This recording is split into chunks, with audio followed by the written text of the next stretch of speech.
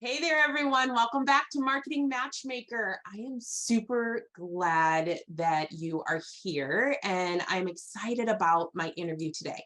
As you know, we are in November. It is my Give Back month where I am actually having conversations with people who may not have much to do with marketing, but definitely have 110% to do with growing your business and being successful in the business that you're wanting to grow. So today I have my friend Pipsa. Um, you know what? I'm not even going to try her last name because I'm sure I will butcher it. So I will let her introduce her last name to you. Pipsa is a business mentor who helps conscious and compassionate women entrepreneurs go from overwhelm, burnout, hustle, and scarcity to authenticity, peace, excitement, and abundance. Tell me how great that sounds. Going from being one of Finland's most influential sustainability advocates with over 10,000 active readers and mentions from the biggest media platforms in her country. She has grown to become a mentor, helping entrepreneurs get incredible results in alignment, impact, wealth, and happiness. Pippa also lives kind of like me in the middle of nowhere. She lives in a small countryside town in Finland with her partner and two little ones, and can be found swimming in lakes, breathing in the fresh air of the forest, and basking in the wonder of it all. I actually love that. Welcome to the show, Pipsa. Thank you so much Thank for you. joining us. Okay, we'll start with, how do you say your last name? Yeah, my name is Pipsa Valkeila. It is the same as it is spelled, so not that hard, but I get it. It's people do that with my last name all the time as well. You know, they look at Tamborski and they're like, how do you say that? And I'm like, it's pretty much like it's spelled. So I appreciate you being on today. I love your focus on helping women really be able to focus their life better on being authentic to who they are, and running a business in that way too. So tell the audience, kind of dive a little bit more into that, on who it is that you're working with, what it is that you do to help them, and then we'll go from there. Yeah, perfect.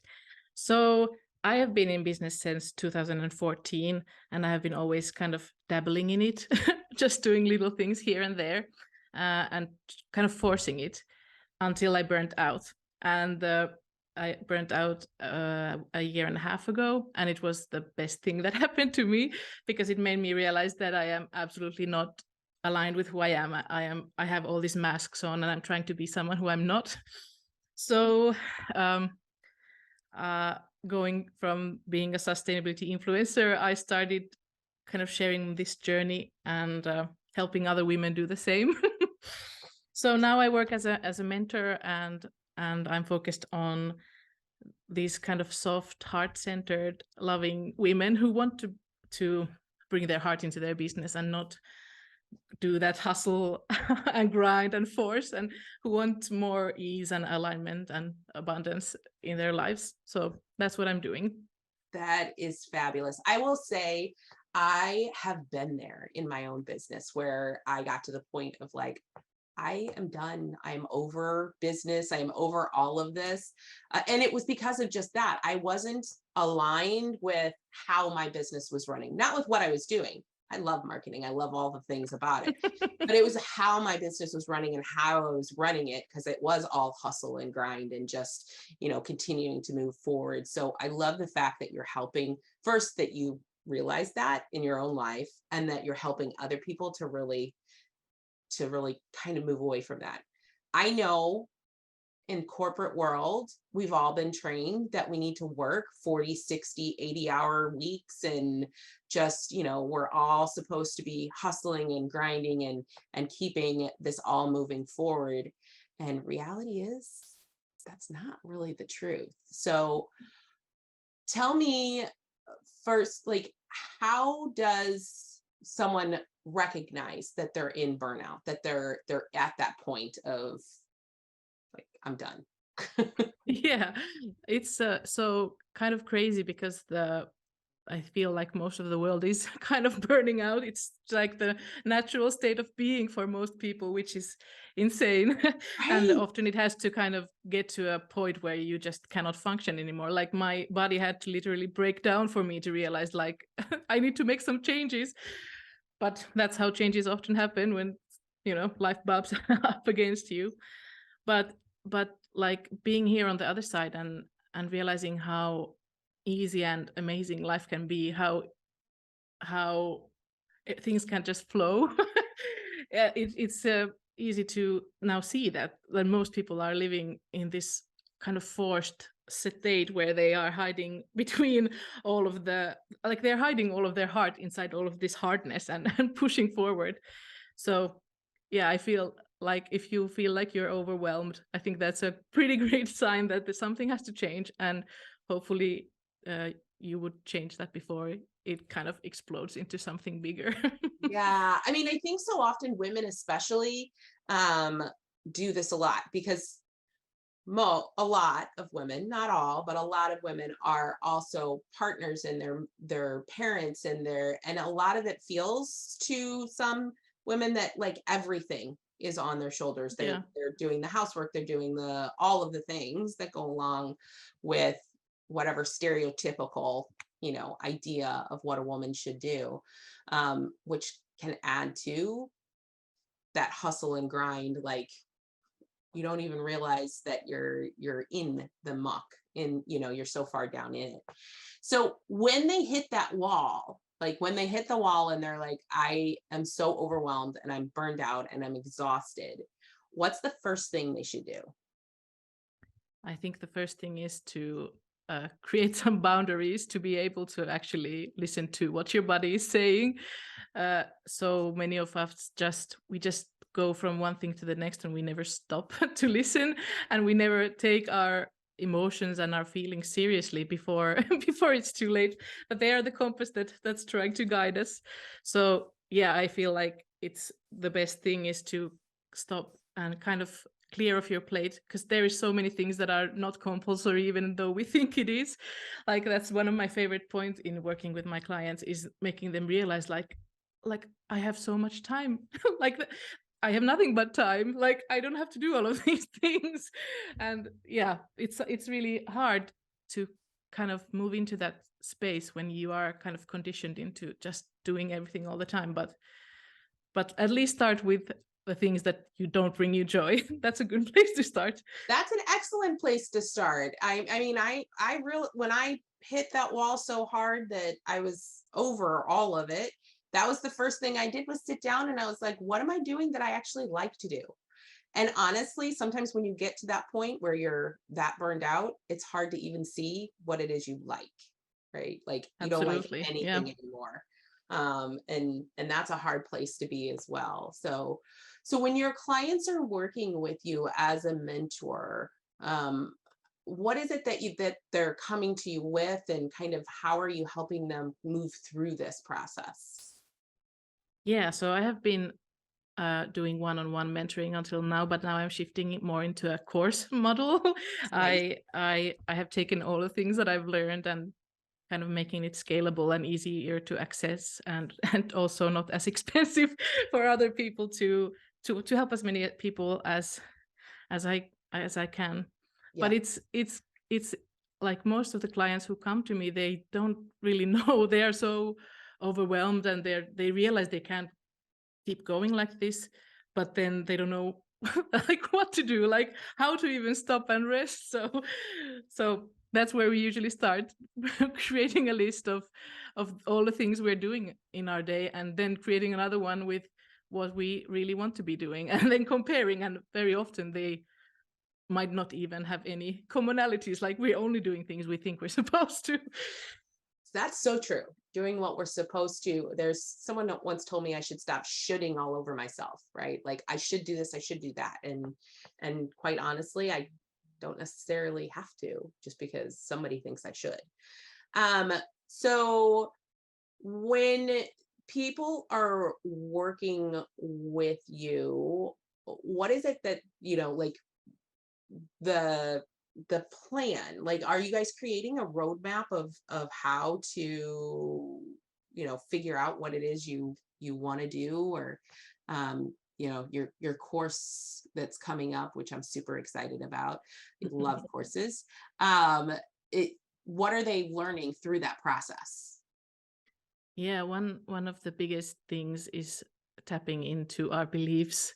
I think that is one of the biggest things keeping us back. We think that our beliefs are truth, and then we live by them. So I think that's the one of the biggest things to start realizing, that we can actually create our own own beliefs, and we can create our own reality with our thoughts, and we don't have to, like, all of the beliefs. And I think the most prevalent beliefs are ones that keep us small and keep us in a space of scarcity, like you have to work hard to make a decent living, or whatever. So I think that's a huge thing to start with, rewriting those beliefs and kind of starting to realize that they are not true, like searching for proof around us that they don't have to be true. And another thing we usually start with is creating a vision of what we want our life to look like, and that obviously changes as as we kind of start uncovering our own truth, but really kind of listening to what our heart is telling us to do, like what we want, and creating this dream day in the life, and then kind of living that, like living in those feelings every day, to kind of find that feeling of ease, because many of us have kind of lost it. For sure.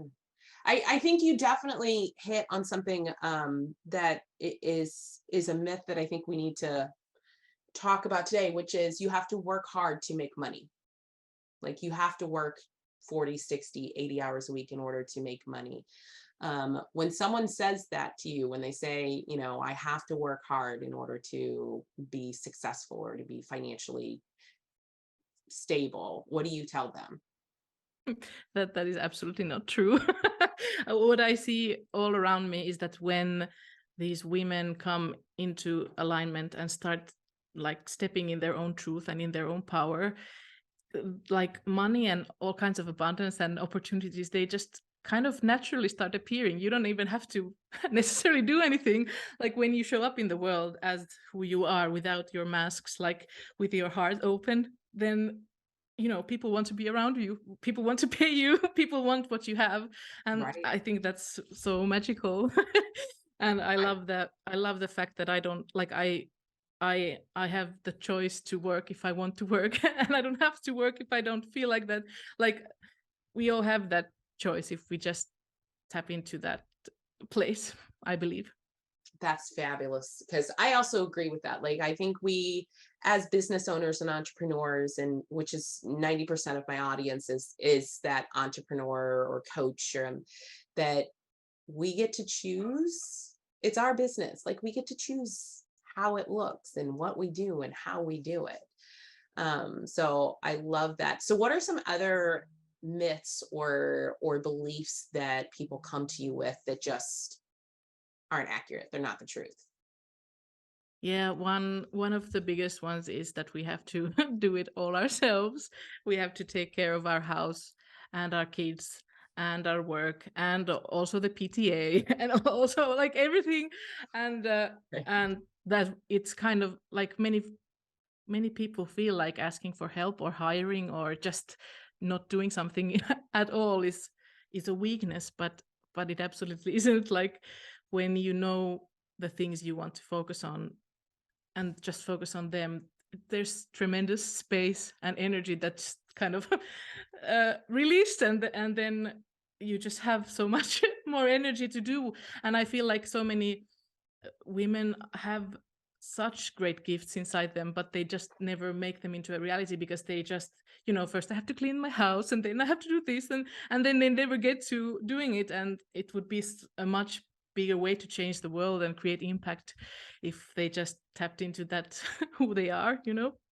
I do know. I do know. And that's my goal, is always to help people create impact in their lives and in the world, honestly. So tell me about this course that you've got coming out. First, like, What is it, and when are you looking to release it? Yeah, this course is called Aligned and Abundant. These are my two favorite words. And it's a 6-week program that is, you get access to it every week, but you can do it in your own time. So you don't necessarily have to do it in 6 weeks. Some people take more time in different weeks. And it's designed specifically for compassionate and heart-centered, empathetic women. And you will not find any marketing strategies or systems in there. You will absolutely find ways to calm yourself and start listening to yourself, and how to use that to create ease and abundance and impact. And it's I have put everything I know in there, and I've put all of the stuff that I have helped people one-on-one. I put that all in there. And it's you get weekly workbooks that are also, I will be recording as podcast episodes, because I know many of my clients are super busy and overwhelmed. So you can listen to it while you're cooking There or you go. Yeah. driving or whatever. And then there's workbooks, and then there is monthly Q&A podcast episodes where I answer all the questions, and I might do some extra ones also. So yeah, it's coming out in 2 weeks, and That's exciting. And it's going to be in the world. That is so probably exciting. before this. I didn't realize it was out. coming out so soon. That's awesome. Yeah. Awesome. So for those in my audience that are feeling burned out, or they're stuck, or they're, feeling overwhelmed, how can they get in touch with you? Yeah. I have a website.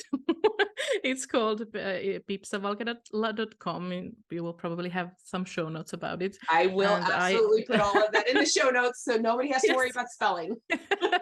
Yeah. And I also have a free guide called 6 Things Blocking Your Abundance and How to Fix Them, a guide to the conscious and compassionate entrepreneur. So you can get that for free, and then join my email list, and we can start building a relationship. That's awesome. That's awesome. I am super excited for your course that's coming out. And for those in my audience that are right now struggling with burnout and overwhelm, and in the US anyway, it is the holiday season. Like our Thanksgiving is, well, by the time this episode airs, our Thanksgiving will have just passed.